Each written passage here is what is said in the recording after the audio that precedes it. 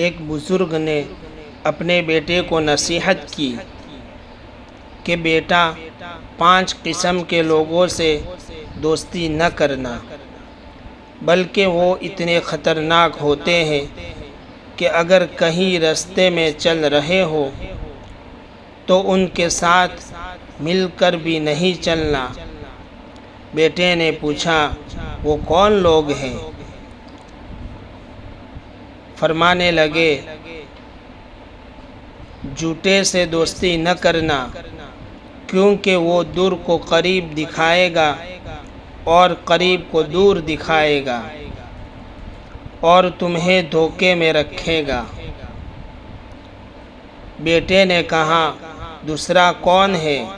فرمانے لگے تم کسی بخیل اور کنجوس سے دوستی نہ کرنا، کیونکہ وہ تمہیں اس وقت چھوڑ دے گا جب تمہیں اس کی بہت زیادہ ضرورت ہوگی۔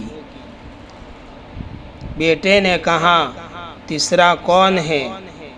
فرمانے لگے فاسق سے، یعنی جو اللہ کے حکموں کو توڑنے والا ہو، اس سے بھی دوستی نہ کرنا، کیونکہ وہ تمہیں ایک روٹی کے بدلے میں بیچ ڈالے گا، بلکہ ایک روٹی سے بھی کم رقم میں بیچ دے گا۔